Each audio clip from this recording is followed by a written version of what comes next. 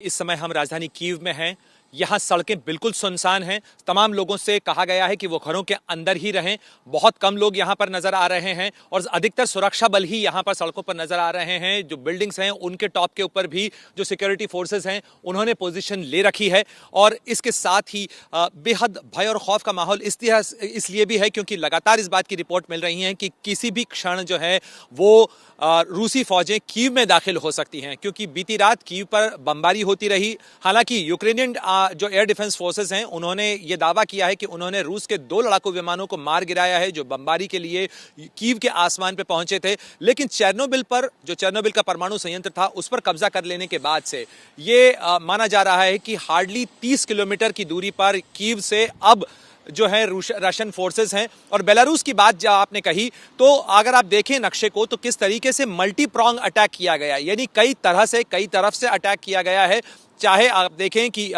East की तरफ से जो डॉनबास का इलाका है वहां से रशियन फोर्सेस दाखिल हुई हैं, या नॉर्थ की तरफ से देखें जहां बेलारूस है तो उसकी तरफ से दाखिल हुई हैं, या वेस्ट की तरफ से जहां पर क्राइमिया है उस तरफ से फोर्सेस दाखिल हुई हैं। और खासतौर पर बेलारूस की तरफ से जो रशियन फोर्सेस का ऑपरेशन वो इस लिहाज से महत्वपूर्ण है क्योंकि कीव के सबसे ज्यादा पास ये डेस्ना की तरफ से आने वाला जो बेलारूस की तरफ से आता रास्ता है, जो हाईवे M20 कहलाता है यूक्रेन का, उसके रास्ते कीव पहुंचना सबसे आसान है और इसीलिए इसे निशाना बनाया गया है ताकि जल्दी से जल्दी कीव पहुंचा जा सके। यानी निश्चित रूप से अब यूक्रेन की राजधानी कीव कितने समय तक टिकती है यह बहुत बड़ा सवाल है और इस सवाल से ही सहमी हुई फिलहाल ये सुनसान कीव नजर आती है। यूक्रेन की सेना कीव को बचाने में नाकामयाब होती है, रूस की सेनाएं कीव में दाखिल हो जाती हैं, तो फिर तो विक्टर्स वे होता है, यानी जीतने वाला तय करता है कि वो किन शर्तों के ऊपर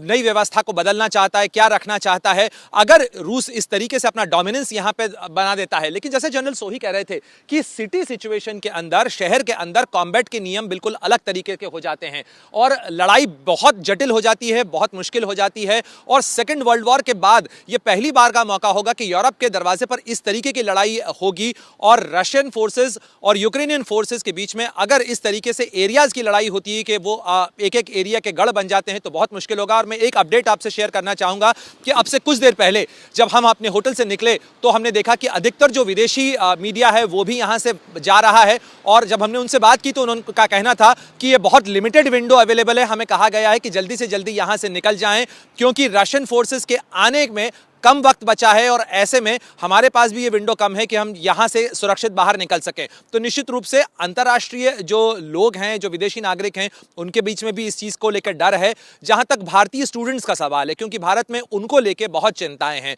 मैं एक अपडेट आपसे शेयर करूं कि उनके लिए full fledged evacuation operation plan किया गया है और फिलहाल जो स्टूडेंट्स कीव में हैं या जो यूक्रेन के अलग अलग हिस्सों में हैं उनको सुरक्षित किस तरीके से कीव लाया जा सकता है, या जो बॉर्डर के इलाके हैं खासतौर पर वेस्ट की तरफ, सभी से कहा गया है कि अपने अपने साधनों से जो वेस्टर्न पार्ट ऑफ यूक्रेन है उसकी तरफ बढ़ने की कोशिश करें ताकि उन्हें सुरक्षित जो है दूसरे देशों के रास्ते, चाहे हंगरी हो, चाहे ऑस्ट्रिया हो, चाहे पोलैंड हो, वहां से रास्ते उनको बाहर निकाला जा सके। और एक full fledged air evacuation operation होगा जो कि इन यूरोपियन देशों से संचालित किया जाएगा। भारतीय विदेश मंत्री ने जो इन तमाम यूरोपियन मुल्क हैं उनके विदेश मंत्रियों से बात की है और प्रधानमंत्री मोदी की भी जब राष्ट्रपति पुतिन से बातचीत हुई तो उसमें यह मुद्दा प्रमुखता से उठा था कि भारतीय छात्र जो हैं वो जहां पर भी हैं उनको सुरक्षित रहने दिया जाए, उन्हें निकलने का रास्ता दिया जाए। और बहुत महत्वपूर्ण बात यह भी है कि रूसी राष्ट्रपति कार्यालय से जो प्रेस रिलीज जारी की गई उसमें इस चीज का मेंशन किया गया है कि जब प्रधानमंत्री मोदी ने इस मामले को उठाया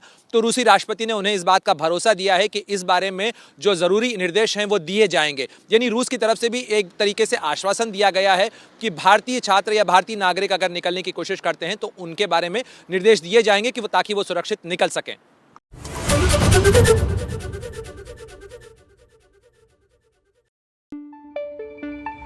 पंजाब ते पंजाबीयत दा परछावां, पंजाबी साडियां बावां, ABP सांझा। हुण देखो अपने टीवी स्क्रीन ते टाटा प्ले चैनल नंबर 1929 ते।